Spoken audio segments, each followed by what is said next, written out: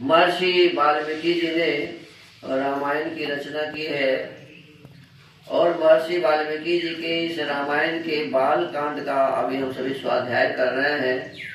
बाल कांड में अभी 33 सर्ग माने 33वां सर्ग चल रहा है। कौन सा चल रहा है? 33वां सर्ग। और इस 33वें सर्ग में पिछले दिनों हम सब ने जाना था कि अपने पुत्री की बड़ाई कर रहे हैं कुशनाभ जी। राजा कुशनाभ जी अपने पुत्रियों की क्या कर रहे हैं? बड़ाई कर रहे हैं कि तुमने हमारे कुल के मर्यादा को बढ़ाने का काम किया है। तुम सभी मेरी पुत्री बहुत ही समझदार हो। इस प्रकार से उनकी बड़ाई करते हैं। कहते हैं स्त्री हो या पुरुष उसके लिए क्षमा ही आभूषण है। स्त्री हो या पुरुष उसके लिए क्षमा क्या है जी? आभूषण माने गहना है। तो कहते हैं कि तुमने उस दुष्ट वायु देवता को क्षमा कर दिया, ये तुम्हारी बड़ी महानता है। अपनी पुत्रियों की बड़ाई कर रहे हैं। ककुत्स कुलनंदन श्री राम अब विश्वामित्र जी कर रहे हैं अपने शिष्य भगवान राम से। देवतुल्य पराक्रमी राजा कुशनाभ ने कुशनाभ को देवतुल्य कहा। क्या कहा? देवतुल्य। कन्याओं से ऐसा कहकर उन्हें अंतःपुर में जाने की आज्ञा दे दी कि आप तुम अपने घर में जाओ जहाँ तुम्हारा निवास है। और मंत्रणा के तत्व को जानने वाले उन नरेश ने स्वयं मंत्रियों के साथ बैठकर कन्याओं के विवाह के विषय में विचार आरंभ किया। मंत्री आदि लोग थे, उन लोगों से विचार करते हैं कि हमारी जो सभी कन्याएं उसकी शादी कैसे करें। विचारणीय विषय यह था कि किस देश में किस समय और किस सुयोग्य वर के साथ उनका विवाह किया जाए। देखो तीन बातें, किस देश में माने किस जगह, और किस समय माने किस महीने में किस समय पर विवाह किया जाए, और किस सुयोग्य वर के साथ उनका विवाह किया जाए, ये विचार कर रहे थे। एतस्मिन्नेव काले तु चूली नाम महाद्युतिः ऊर्ध्वरेता शुभाचारो ब्राह्मण तप उपागमत। उन्हीं दिनों चूली नाम से प्रसिद्ध, क्या नाम था? चूली। क्या नाम था? चूली नाम से प्रसिद्ध एक महातेजस्वी सदाचारी एवं ऊर्ध्वरेता नैष्ठिक ब्रह्मचारी। ऊर्ध्वरेता का मतलब क्या होता है? नैष्ठिक ब्रह्मचारी मुनि वेदोक्त तप का अनुष्ठान कर रहे थे अथवा ब्रह्म चिंतन रूप तपस्या में संलग्न थे।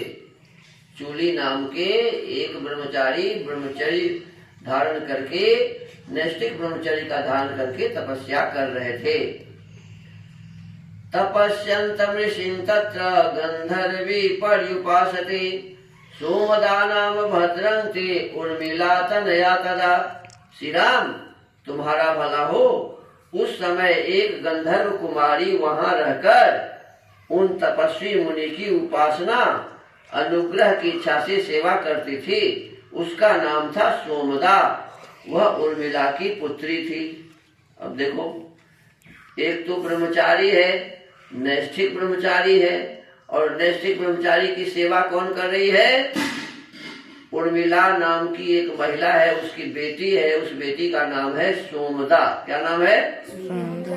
तो उस ऋषि की वो सेवा कर रही थी सोमदा। सा चौतं प्रणता भूत्वा शुश्रूषण परायणा उवास काले धर्मिष्ठा तस्यास्तुष्टु भवद्गुरु। वह प्रतिदिन मुनि को प्रणाम करके उनकी सेवा में लगी रहती थी तथा धर्म में स्थित रहकर समय समय पर सेवा के लिए उपस्थित होती थी। इससे उसके ऊपर वे गौरवशाली मुनि बहुत संतुष्ट हुए। अब वो मुनि की सेवा कर रही थी, भोजन बना के खिला रहे थे, वस्त्र धो रही थी, और भी जो कुछ काम हुए, झाड़ू लगा रही थी, अनेक प्रकार से सेवा है वो कर रही थी। तो ये मुनि जो है सो बहुत संतुष्ट थे, उस पर खुश थे। किस पर? सोमदा पर। किस पर? सोमदा के ऊपर। सचौतां काल योगेन प्रोवाच रघुनंदन परितुष्टोस्मि भद्रं ते किं करोमि तव प्रियम। रघुनंदन, सुसमय आने पर चूली ने उस गंधर्व कन्या से कहा, जब समय आया तो उस सोमदा नाम की जो लड़की थी, जो उर्मिला की बेटी थी, तो उनको कहा, सुबह तुम्हारा कल्याण हो, मैं तुम पर बहुत संतुष्ट हूँ, बोलो तुम्हारा कौन सा प्रिय कार्य सिद्ध करूं।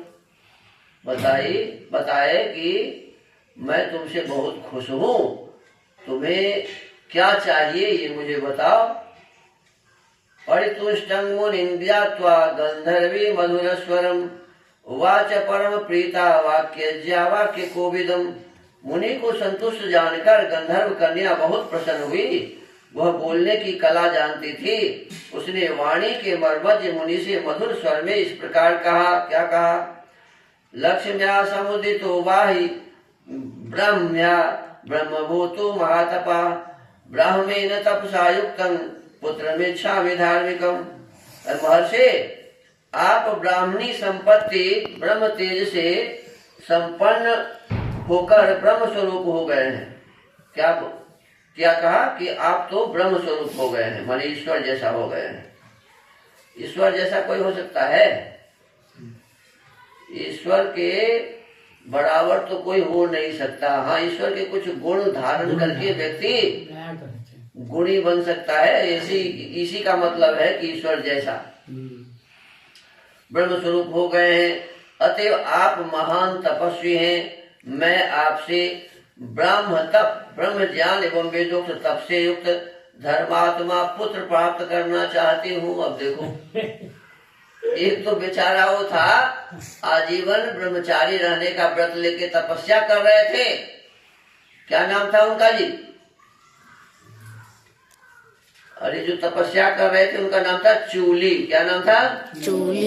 चूली तपस्या कर रहे थे। और अब ये लड़की क्या कर रही है कि मैं आपके ही जैसा एक पुत्र चाहती हूँ। क्या कही? इसका मतलब कि मैं तुमसे शादी करना चाहती हूँ, इसका ये मतलब हुआ। तो जब ये बात प्रस्ताव रख दी मधुर स्वर में, इसके पश्चात कहते हैं कि अपतिश्चास्मि भद्रं ते भार्या चास्मि न कस्यचित् ब्राह्मणेरोपगतायाश्च दातुमर्हसि मे सुतम्। मुने, आपका भला हो, मेरे कोई पति नहीं है। अब साफ साफ कह रही है, मेरे कोई पति नहीं है। मैं न तो किसी की पत्नी हुई हूँ, माने मेरी शादी नहीं हुई है, और न आगे होऊंगी। आपकी सेवा में आई हूँ, आप अपने ब्राह्म बल से मुझे पुत्र प्रदान करें। अब देखो, ये कह रहे हैं कि शादी नहीं करूंगी, लेकिन अपने बल से मुझे पुत्र दे दीजिए, पुत्र प्राप्त करा दीजिए। तस्याह प्रसन्नो ब्रह्मर्षिर् ददो ब्राह्मणोत्तमम् ब्रह्मदत्तैति ख्यातं मानसं चूलिनः सुतम्। उस गंधर्व कन्या की सेवा से संतुष्ट हुए ब्रह्मर्षि चूली ने उसे परम उत्तम ब्राह्म तप से संपन्न पुत्र प्रदान किया। अब देखो, अब उनको अपने जो सेवा करने वाली सोमदा नाम की जो लड़की थी, उस लड़की के कहने पर उन्हें क्या दिया जी? उसको पुत्र उत्पन्न कर दिया। तो पुत्र तो विवाह करने के बाद ही होता है ना, बिना विवाह का कहीं पुत्र हुआ है? यूट्यूब वाला वह उनके मानसिक संकल्प से प्रकट हुआ। मानसिक संकल्प कहते हैं, मन से ही मैंने सोच लिया और संतान हो गया, ऐसा थोड़ी होता है। वह उनके मानसिक संकल्प से प्रकट हुआ, मानस पुत्र था, उसका नाम ब्रह्मदत्त हुआ। समझ में आया? सच्चाई ये है कि ये तो हमको समझ में आता है कि ये घटना जो बता रहे हैं ना, ये ऐसे ही कहानी बना के बताया हुआ है, कोई घटना घटी नहीं होगी। मान लो यदि घटी होगी तो सोमदा एक लड़की रही होगी और चूली एक लड़का रहा होगा, और दोनों एक दूसरे से विवाह किया होगा तभी संतान हो सकता है। मन में सोच लिया चूली और उसके बेटे हो गए, ऐसा होगा क्या? ऐसा कभी संभव नहीं हो सकता है। स राजा ब्रह्म दत्तस्तु पुरी मध्य वसतदा काम्पिल्यां परया लक्ष्म्या देवराजो यथा दिवम। अब कहते हैं कि कुशनाभ के यहाँ जब कन्याओं के विवाह का विचार चल रहा था, उस समय राजा ब्रह्मदत्त उत्तम लक्ष्मी से संपन्न हो काम्पिल्या नामक नगरी में उसी तरह निवास करते थे जैसे स्वर्ग की अमरावती पुरी में देवराज इंद्र हैं। अब देखो, जैसे इंद्र हैं राजा, ऐसे ही राजा बने कौन? सोमदा और चूली के बेटे, जिनका नाम ब्रह्मदत्त था। क्या नाम था जी? माने वो भी राजा बन गया। कहाँ का राजा? काम्पिल्य का। काम्पिल्य नाम की एक नगरी थी, काम्पिल्या नाम की एक नगरी थी, उसी के राजा कौन बन गए? देवराज इंद्र के समान शोभा पा रहे थे राजा ब्रह्मदत्त। क्या नाम था? राजा ब्रह्मदत्त। स्वबुद्धिं कृतवान् राजा कुशनाभः सुधार्मिकः ब्रह्मदत्ताय काकुत्स्थ दातुं कन्या शतंतरा। ककुत्स्थ कुलभूषण श्री राम, तब परम धर्मात्मा राजा कुशनाभ ने ब्रह्मदत्त के साथ अपनी 100 कन्याओं को ब्याह देने का निश्चय किया। बताओ, एक पत्नी में तो लोग परेशान रहता है, एक से 2 हो जाए तो पता नहीं क्या क्या होता है। देखो, राजा दशरथ के 3 पत्नियां थी तो कितना परेशानी का सामना करना पड़ा। भगवान राम को जंगल जाना पड़ा, भरत को आजीवन पत्नी रहते हुए भी आजीवन क्या कहते हैं, ब्रह्मचर्य का पालन करना पड़ा, घर से बाहर रहना पड़ा। तो ये सभी अव्यवस्थाएं बनी। क्यों? कि उनकी 3 पत्नियां थी और अपने अपने हिसाब से उनको चला रही थी। तो यहाँ 100 पत्नी किनको हो रहा है? ब्रह्मदत्त जी को। वो ब्रह्मदत्त जी। और दूसरी बात ये भी है कि सब हो गई थी कुबड़ी। कैसी हो गई थी? कुबड़ी। क्या हो गई थी? कुबड़ी। तो बताओ, तो कोई राजा कुबड़ी से शादी करने के लिए तैयार हो जाएगा? है? अब देखो, यहाँ कुशनाभ जो राजा हैं वे अपने 100 पुत्री की शादी ब्रह्मदत्त से करने का निश्चय कर लिया है। अब आगे क्या होगा इसकी चर्चा आगे करेंगे। आज के इस वाल्मीकि रामायण के स्वाध्याय को यही विराम देते हैं। ओम।